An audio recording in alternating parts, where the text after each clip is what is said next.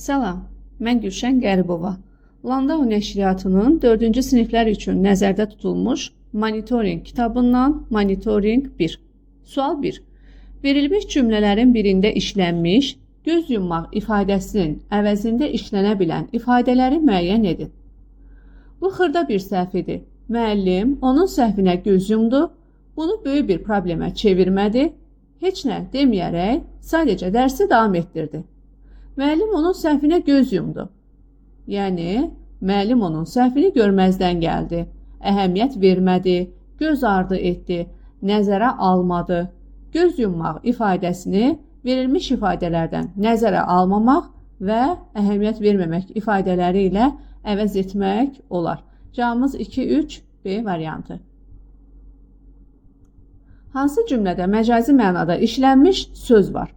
Məcazi məna bilirik ki, həqiqətə uyğun olmayan fikirlərdir. Külək əsdi, qurumuş yarpaqlar yerə töküldü. Burada məcazi bir fikir yoxdur. Külək əsə bilər, qurumuş yarpaqlar yerə tökülə bilər. Həqiqi mənadadır. Çay dağların arasından axırdı. Bəli, çay dağların arasından axa bilər.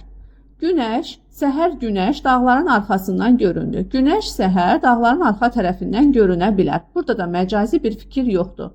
Onun sözləri ürəyimə toxunduğu üçün biraz kədərləndim. Ürəyə toxunmaq. Burada həqiqi bir fikir deyil. Ürəyə toxunmaq, digər hər hansısa bir əşyaya toxunduğumuz kimi ürəyə toxuna bilmərik.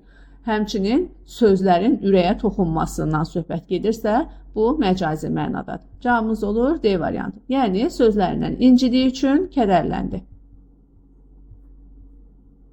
Məktəbin pedaqoji komanda heyəti yeni dərs ilinə ciddi hazırlaşır. Müəllimlər dərs planlarını yenidən işləyirlər. Cümləsində işlənmiş heyət sözünün mənasını müəyyən edin. Komanda heyəti, yəni komandada iştirak edən insanlar, yəni komandanın üzvləri. Cavabımız B variantı. Növbəti suallar mətnlərlə bağlıdır. Videonu bir hissədə dayandırın, mətnlə tanış olun, sonra suallar üzərində işləyək.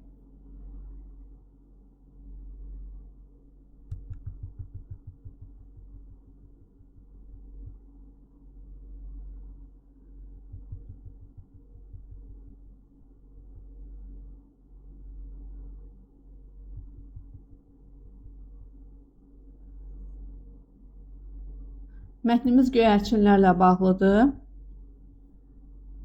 Baxaq suallara. Sual 4. Mətni əsasən klasteri tamamlaya biləcək fikirləri seçin. Alabaxta haqqında doğru fikirləri seçməliyik, klasteri tamamlamalıyıq.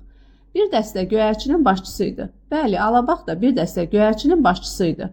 Göyərçinlər onun hər əmrinə tabe olurdular. Bəli, göyərçinlər Alabaxtanın hər əmrinə tabe olurlar. Elə buna görə də onun əmrinə tabe olduqları üçün də azadlığa qovuşa bilirlər. Hekayəni şişirdərək dostuna danışdı. Alabax da hekayəni dostuna danışır, dostu kəsəyənə danışır. Amma onu şişirərək danışmır. Şişirərək danışmaq hadisəni olduğu kimi danışmamaqdır. Yəni daha qabardılaraq danışılmasıdır. O isə hekayəni şişirmirdi, olduğu kimi danışırdı. Üçüncü fikir yanlışdır. Müdrik dünya görmüş göyərçin idi. Bəli, Alabax da müdrik dünya görmüş göyərçin idi. Nicat yolunu toru dimdikləri ilə didməkdə görürdü. Nicat yolunu toru dimdikləri ilə didməkdə görmədi. O, dostu kəsəyənin yanına gedir və dostu kəsəyən toru parçalayır. Cavabımız olur 1, 2, 4. Yəni D variantı. Çərçivədə verilmiş hissəni hansı yarımbaşlıqla adlandırmaq olar? Mətnin bir hissəsi çərçivədə verilib, göyərçinlər yorulur, onlar birləşirlər, azadlığa qovuşmaq arzusu onlara güc verir, kəsəyənin yanına gedirlər, kəsəyən toru parçalayır, azadlığa qovuşurlar və mətnin bu hissəsi həmin məlumatlarla verilmişdir. Baxaq, indi cədvələ əsasən hansı yaranbaşlığı adlandıra bilərik.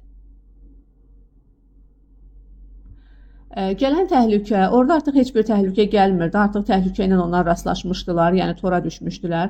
Qorxu və həyəcan, onların artıq bir qorxu həyəcanı da qalmamışdı, çünki onlar artıq güclərini birləşdirməyə qərarı almışdılar və bu tordan azad olmağı fikirləşirdilər. Ovçunun sınağı, artıq burada sınaq da yox idi, Azadlığa yol. Həmin hissəni, daha doğru olar ki, azadlığa yol, azadlığa gedən bir yol kimi adlandıraq. Çünki onlar orada güclərini birləşdirirlər və birliyin onları azadlığa çıxaracağını düşünürlər və o istiqamətdə də addımlayırlar. Mətnin məzmununa və hekayə xəritəsinə əsasən səhvləri müəyyən edin. Hadisə baş verdiyi zaman və məkan. Hadisə göyərçinlərin tora düşməsi. Bu hadisə günorta və çəmənlikdə baş vermişdi qeyd olunub. Bu hadisə çəmənlikdə baş vermişdi, amma günorta baş verməmişdi. Baş verdiyi zaman yanlış, məkan isə doğrudur. Kəsəyənin toru doğraması hadisəsi. Axşamüstü göyərçinin yuvası. Hadisə axşamüstü baş vermişdi. Bəli, zaman doğru, amma məkan yanlışdır. Göyərçinin yuvasında deyil, kəsəyənin yuvasının ağzında baş vermişdi. Bizdən isə səhvləri istədiyinə görə cavab 1, 4, A variantını seçirik. Hansı epizod ovçunun kör peşman qayıtdığını göstərir? Göyərçinlər kəsəyənin yanına gedir.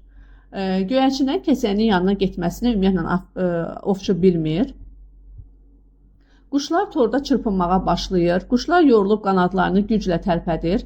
Bunları ovçu görəndə əksinə sevinirdi ki, onlar bir yerdə yorulub dayanacaqlar və o da torun altından həmin göyərçinləri tuta biləcək.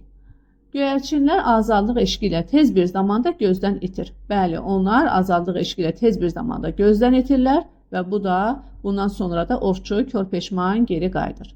Cavabımız D. Hadisələrdən biri mətndə öz əksini tapmayıb. Göyərçinlər azadlığa çıxmağı seçdi. Bəli, bu fikir var idi. Kəsəyən göyərçinlərin iradəsini qısqandı. Bunu da saxlayaq.